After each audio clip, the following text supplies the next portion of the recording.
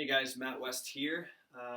This is going to be my first in a series of videos on mobility and strength training and conditioning. And today I just want to start off talking about rolling and breathing and getting your body prepared for whatever it is you're about to do.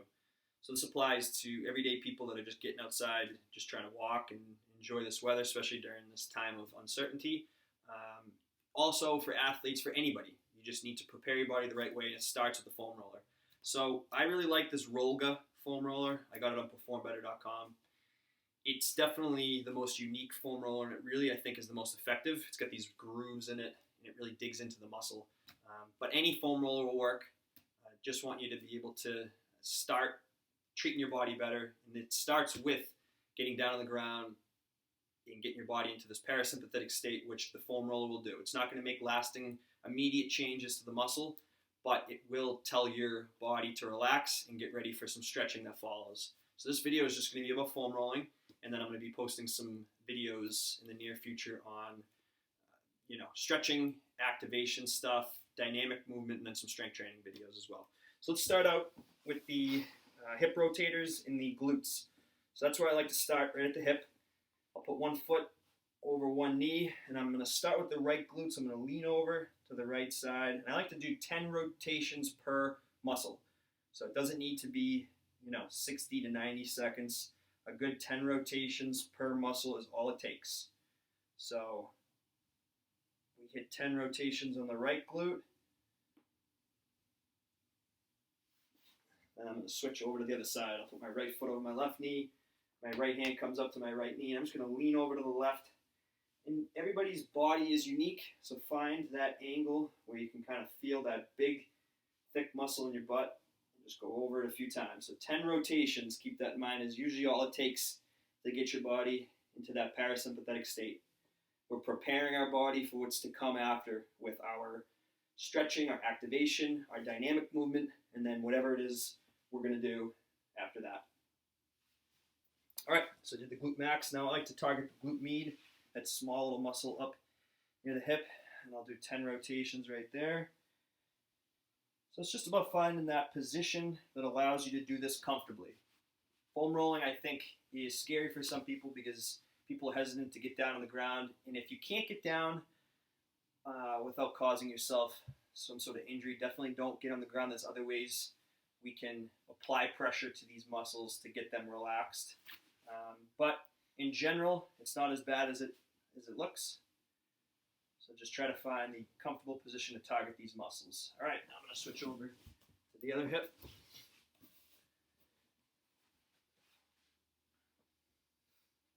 And I'm obviously using my arms and my upper body to move myself back and forth, and my feet just to target this specific muscle at the moment.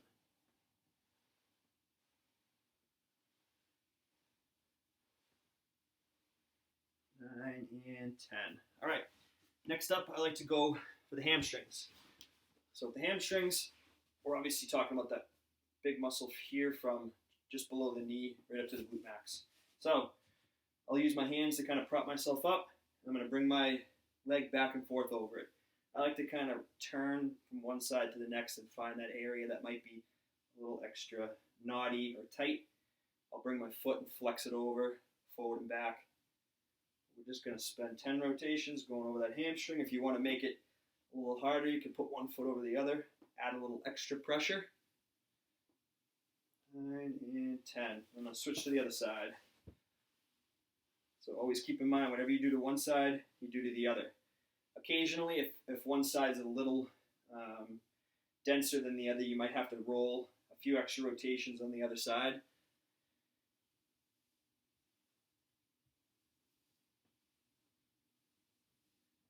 And 10. Awesome. All right, we're going to go to our calves next. So the calf muscle is definitely an area for myself as a runner that gets really knotted up and tight. So I like to cross one foot over, lean back a little bit, and just push my body forward and back over it. There's that big muscle called the gastrocnemius that goes up and down in the back, and then there's a muscle on the side. So I'll just kind of rotate over to one side, over to the other, and just do about 10 rotations. With the calf, on occasion I'll do 15 to 20, because the calves, for me, hold a lot of stress They get really tight. And I'll switch, other side. It's just back and forth. This can be tiring on the shoulders, so keep that in mind. So take breaks if you need to, or just find an easier way to kind of rock back and forth over that muscle without straining your shoulders too much. 8, 9, and 10. Great. All right. Next, we're going to do the adductor and the quads. So we're going to target the adductor by placing the foam roller straight up and down. I'm going to come at it 90-degree angle. So we're going to go from inside the knee right here, right to the hip. So we're going to go hip, right back to the knee. I'm using my arms to move myself side to side. And again, 10 rotations is the number.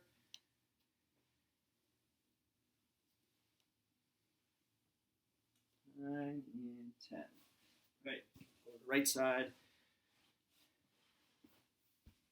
90 degrees inside of the knee, right to the hip, and over. I think this is an area people neglect when it comes to rolling. But if you're an athlete and you do a lot of frontal plane movements, this is an area you really need to pay attention to. Great. All right, next up, quad muscles. 2 ways to do this. You can get both legs up on at the same time and go back and forth. I like to target one at a time, so I'll target the right side first. So we're just laying right on top of it.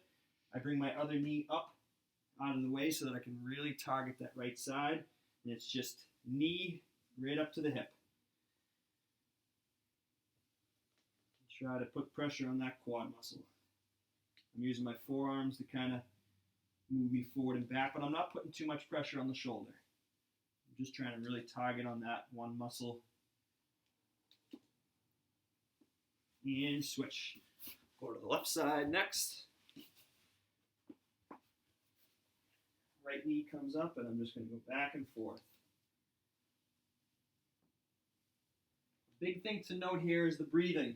We really want to focus on breathing consciously, slowly, in through the nose, and then like you're sipping through a straw, out through the mouth.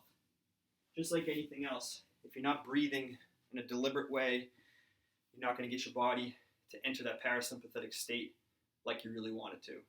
Next up, we're going to talk about the upper body. So the 2 areas that I like to focus on with clients is the thoracic spine and right behind the shoulder blades. I typically don't foam roll the lumbar area. It's an area designed for stability, and unless we're dealing with a QL type of lower back injury, I really like to just focus on the thoracic spine, which starts right in the middle of the back and goes right up below the shoulder blades. So we are not foam rolling our neck. We're stopping right below the shoulder blades. We're crossing our arms so that we can open up our back and really target the vertebrae in the thoracic spine. So we're just going back and forth 10 times. With thoracic rolling, sometimes I'll go more than 10 because it's just an area that holds on to a lot of tightness. A lot of us have poor posture, and we develop a lot of tightness in that upper back, which will lead to shoulder injuries, upper body injuries. We really want to pay attention to that thoracic spine. And then lastly, we want to hit behind the shoulder blade. Set up just under our armpit. I'm going to go back and forth just over that small muscle right behind the shoulder blade. I use my other arm just to support because it feels comfortable. This can be kind of intense for some people at the beginning. So go slow. If you can only do 5 rotations, that's perfectly fine.